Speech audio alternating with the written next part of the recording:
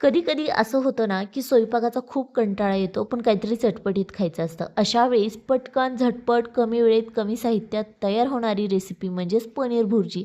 आज मी तुम्हाला पटकन आणि कमी साहित्यामध्ये झटपट होणारी पनीर भुर्जी दाखवणार आहे. अगदी परफेक्ट अशी बनवून तयार होती आणि गरमागरम पनीर भुर्जीबरोबर पाव खायला खूप छान लागतात आणि पोटभरणीचा देखील पदार्थ आहे. चला सुरू करूया. कढई गरम करायला ठेवूया. गरम झाल्यानंतर याच्यामध्ये 2 चमचे तेल घालायचे. तेल व्यवस्थित गरम होऊ द्या. मग त्याच्यामध्ये 1 चमचा जिरे घालायचे. जिरे छान असं फुललं की बारीक कट केलेला, चॉप केलेला एक कांदा घालायचा. कांदासुद्धा घातल्यानंतर आपल्याला हलका हलवायचा आहे आणि अद्रक, लसूण दरदरं कुटलेले याच्यामध्ये 1 चमचा घालायचा आहे. यामुळे फ्लेवर खूप छान येतो. आता छान कांदा व्यवस्थित हलका परतला की याच्यामध्ये 2 हिरव्या चिरलेल्या मिरच्या घालायच्या आहेत. मिरच्या घातल्यानंतरनं छान एकदा कांदा हलवून घ्यायचा आणि याच्यामध्ये टोमॅटो घालायचं. टोमॅटो घातल्यानंतर सुद्धा आपल्याला एकदा हा मसाला व्यवस्थित हलवून घ्यायचा आहे आणि याच्यामध्ये आता आपण पावडर मसाले घालणार आहोत.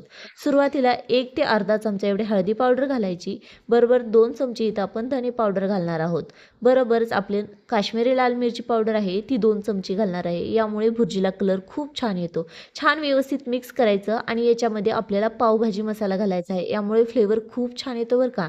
झाकण ठेवून अगदी 2 मिनटं छान असं शिजू द्यायचं आहे. 2 मिनिटानंतर झाकण काढायचं आणि हा मसाला व्यवस्थित मिक्स करून घ्यायचा.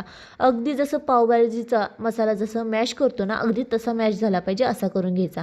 आता याच्यामध्ये आपण पावभाजी मसाला घालणार आहोत. यामुळे फ्लेवर खूप छान येतो आणि खायला सुद्धा भुर्जी खूप छान लागते. जे पनीर होते ते तुम्ही हाताने फोडून घ्या किंवा खिसून घ्या. याच्यामध्ये घालायचे आहे आणि व्यवस्थित हलवायचे आहे. थोडं मिक्स झालं की आपण याच्यामध्ये गरम पाणी घालणार आहोत. गरम पाण्यामुळे काय होतं की आपली पनीर भुर्जी आहे ना ती त्याची टेस्ट जी असते ना अगदी तशीच राहते. त्यासाठी आपल्याला याच्यामध्ये गरम पाण्याचा वापर करायचा आहे. चवीपुरते 1 ते 2 चमचे इथे मीठ घालणार आहोत. मसाला व्यवस्थित एकजीव झाला की याच्यामध्ये गरम पाणी घातले. अगदी थोडे घालायचे आहे, साधारण अर्धी वाटी एवढे आणि छान व्यवस्थित मिक्स करायचे आहे आणि झाकण ठेवून याला सुद्धा शिजू द्यायचं आहे. आता लक्षात राहू द्या, तुम्हाला आवडत असेल तर तुम्ही याच्यामध्ये का नाही मटर जी भेटते ती मटर घातली तरी खूप छान लागतात.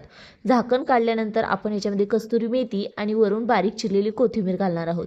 अगदी परफेक्ट अशी इथे आपली पनीर भुर्जी छान अशी बनवून तयार झाली आहे. आणखी झाकण ठेवून छान 2 मिनिटं शिजू दिले. छान असं त्याला घट्ट दाटसरपणा आलेला आहे. तुम्ही पाहू शकता बेसनचा वापर केलेला नाही तरीसुद्धा ह्याला दाटसरपणा किती छान आलेला आहे आणि खायला सुद्धा ही खूप सुंदर लागते बरं का. आता सर्व करूया.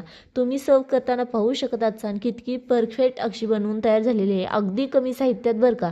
काही जण खूप त्याच्यामध्ये बेसन वगैरे खूप काही घालायला सांगतात, पण साधी सोपी पटकन होणारी जर अशी पनीर भुर्जी बनवली ना खायला सुद्धा खूप छान लागते. तुम्हाला कशी वाटली नक्की सांगा.